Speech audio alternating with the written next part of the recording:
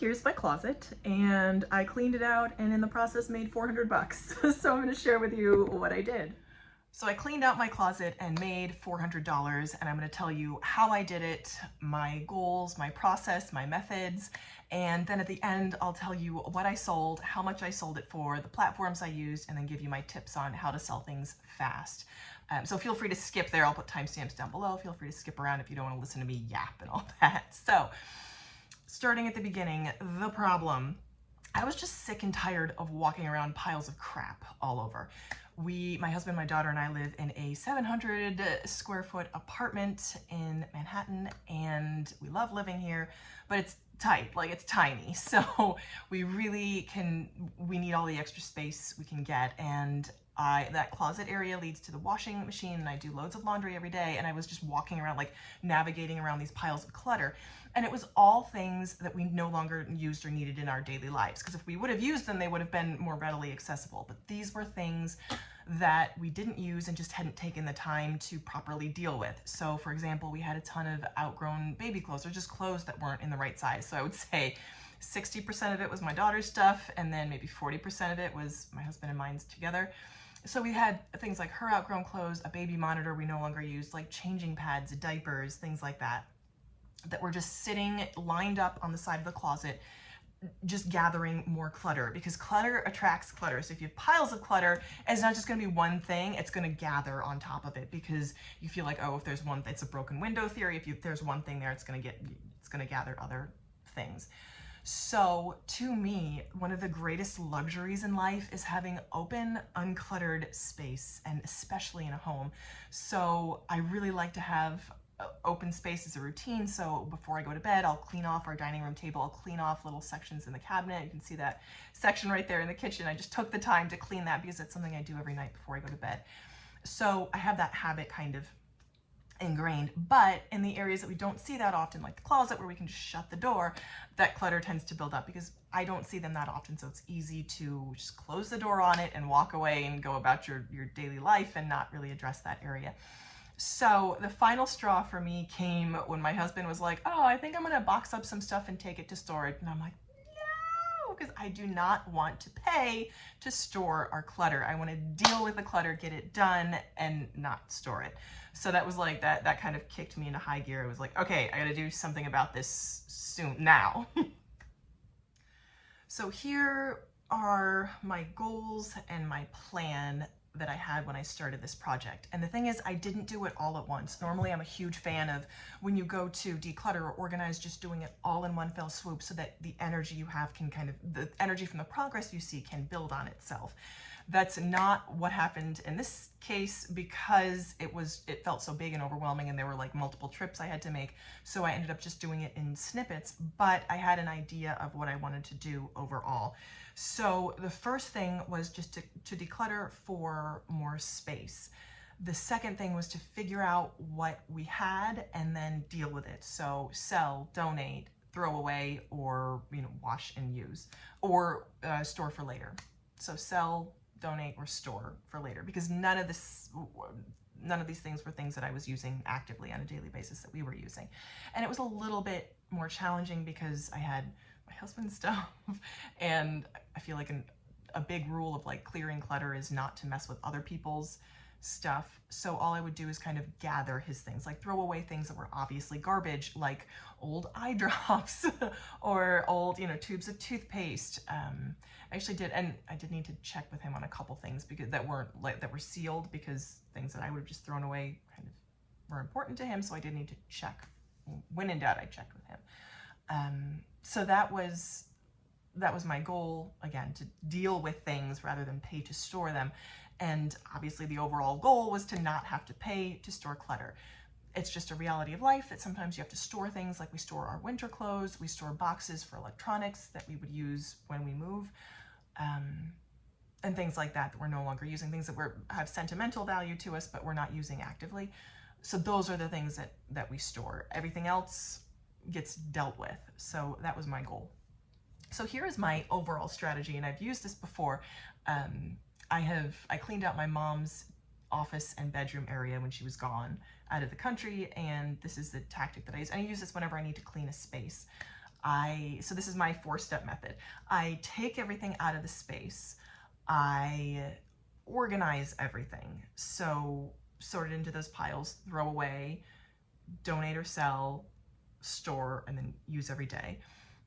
So I take everything out, I organize the things that I see, because it's so much easier to organize and deal with things when they are not in the space that you see them, because you have clutter blindness and you end up not being able to see things that are in front of you because it's just your eye gets used to them.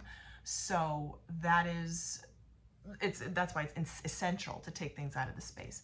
So you take everything out, you organize, then you clean the space, you get your cleaning supplies and whatever, you clean that, and then you replace only the things that you know you will use, that you need to replace.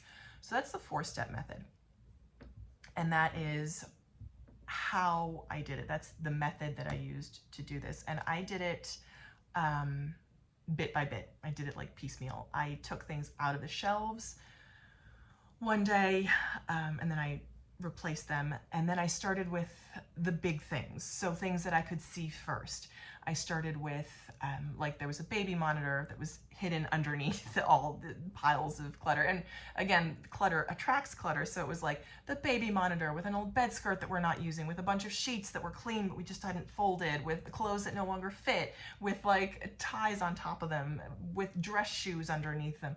So it was just a pile of like random stuff that was sitting there. So I just kind of tried to divide it up into sections and then would conquer a section at a time as I had the bandwidth. So those are my goals, and that's my strategy. And this is the process. Because I knew I didn't have the bandwidth to get it all done at once, I kind of chunked it up into little parts. So I started kind of working from the front door of the closet back to the back of the closet, and then kind of filling in as I went. So I started with the shelves. I pulled everything off of the shelves and I organized and dealt with that and then put everything back. Then I started with the side of the hallway. There was like a bunch of stuff, again, the baby monitor, sheets, shoes, clothes, and I dealt with that. All of the baby clothes that had been outgrown, I put into storage to be dealt with or donated or whatever happens in the future. They're in storage. And that's when I found a bunch of things to sell. Again, stay tuned to the end. I'll show you pictures of everything that I sold and tell you my process on that. So as I was going through, I dealt with the biggest things first. Then I dealt with some old shoes that my husband had that were in good condition that he no longer wore because they're not his size. So I sold those as well. And then I dealt with my own clothes, because I don't have a lot of clothes at all, but they had been piling up. So I dealt with that and ended up selling some of my own clothes, and some are still listed, and I'm kind of still in the process of doing that. The other thing I did was I did a thread up bag, which I'm hoping to do another one of, because these were otherwise things I would just donate, because these are things that I don't have the desire really to sell for myself. So that was the process, and it was just a process of doing the little things that I hadn't done and just kind of dedicating myself to doing that. So that was the process. Here are the 5 things that I sold that all in made me $400 plus. The first thing was a pair of kids' Keds shoes, size 7, I think. They're pink sparkling. My daughter didn't really wear them that much. And I kept the box. That's a tip, is to keep the box, because it just increases the sale price. And I sold those for $10. The second thing I sold, second and third things that I sold were some men's Cole Haan shoes that my husband didn't use. I sold 3 pairs for $30 altogether. The resale value for shoes is not great. And these were on Facebook Marketplace. But it's fast and it's quick. And because I live in a co-op, it's a little bit safer, and I always meet outside. There's a common area that's very, very easy to spot. That's where I meet people in public. So always be safe when you're meeting people on Facebook Marketplace. The third thing that I sold was a Lululemon shirt, a workout shirt, the Swiftly Tech shirt, and that sold on eBay because I have an account from years ago, and that sold within the day that I listed it, which was encouraging. The fourth thing I sold on Facebook Marketplace was a Rode microphone. the wireless Go 2 microphone, and it was in a case, and there were 2 microphones and a receiver, and I had additional cables and all that. And again, I also kept the box, which looked great in the pictures. So I sold that for $175, and that transaction was seamless. I got a couple bites, and then one guy was like serious and asked for time, and it was a simple, straightforward, beautiful sale, cash only. But it took about 2 weeks to sell. I wasn't getting any hits, and I figured like, oh, it was a loss, you know, maybe people don't want to buy their microphones on Facebook Marketplace. But then all of a sudden, after about 10 days, it sold. And the 5th thing I sold, also for $175, was a brand new in-box Nanit baby monitor that retails for $399. Again, on Facebook Marketplace, I wanted it sold quickly, so I priced it for $175, which is about a little more than half of the value. And I think people were like skeptical about that, like, why are you selling it for so cheap? But I just wanted it gone, and I also wanted to do a favor because it was a gift to us, and I didn't want to take advantage of that. So that sale was quick, but kind of a hassle because I had a ton of people that were interested in messaging me, and I was trying to be fair and go with the person that messaged me first, and kind of put them in order. But eventually I was like, let me just do what I can. And I had one person picked up, and we had a time, and all of a sudden, like hours before she was supposed to pick it up, she was like, do you mind if I plug it in to make sure that it works? And I was like, no. And I used ChatGPT to help me craft a polite response. I was like, I understand you want to make sure, but it's a new inbox and I don't feel comfortable opening it. If you don't understand, fine. I'll just go to the next person because I have a lot of people interested. So she's like, fine, I pass. So I went to the next person, and this person was really excited and was like, yeah, I can pick it up right away. And I'm like, awesome. So I put priority to the person who could pick it up the quickest. And I will put that in my listings from now on. Quick tips for selling things online or on Facebook Marketplace. If you're interested, these are just things that I've learned in my time of selling things, and I do sell quite a bit.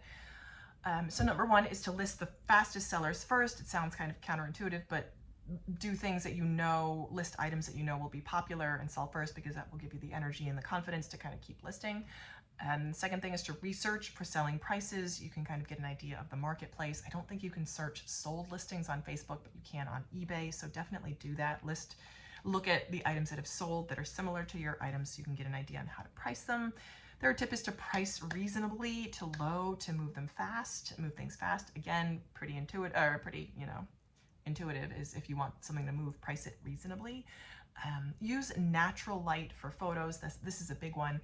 Try to take pictures near a window or outside if possible. Use clear photos that show the item in the best possible condition. And think about, again, highlighting the item, not necessarily how the item is used. Like if you have a pair of shoes, you want them to look great. You don't want them to be like on a pair of feet necessarily. So just highlight the item, make sure the item looks great. And the 5th tip is to not wait for perfect. Just list it, just get it up and get it gone. Get it up and get it gone. The whole idea, if it's not listed, it's not selling, which is true, but just list it to get it moving. So those are my tips for selling. And I find that selling things is honestly what gives me a lot of motivation to declutter. I just want to get things out, aside from the idea of having this open space, which again, to me is the biggest luxury, getting things out and moving and then making a little bit of money. Let me show you around the closet for some context. This is the area that my husband, my daughter, and I all share together, and for a New York City closet, this is huge, but all 3 of us have things here. And this is the only sort of storage area in the apartment. So that's where we store like our off-season things, suitcases, clothes, things like that. And this area is by no means finished. This isn't the finished product, but this is 100 times better than it was.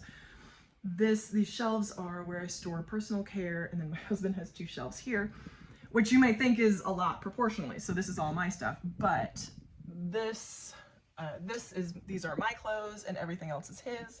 And on the bottom, these are my clothes and everything else is his. So he does have a lot more of the hanging space, his ties and whatnot. And then we have clothes and coats. You can see off-season coats there. And then here's the washer going to have an in-unit. Washer dryer is amazing. There we go. Hold on. So there's that. And I have some hanging space here as well. And this might look familiar because I do a lot of filming in here, because this is the only room that has a door on it. If you have watched this far, thank you so much. This is how I cleaned out my closet and made $400 plus in the process. This is a new kind of thing for me. I'm venturing into the idea of organizing and showing my space because that is what I spend the most of my day doing. So let me know if you'd rather see more on the process of my organizing or on the like selling and making money kind of side of things. So let me know which thing you would prefer. Just drop me a line, let me know what you liked, what you didn't like, what you want to see more of.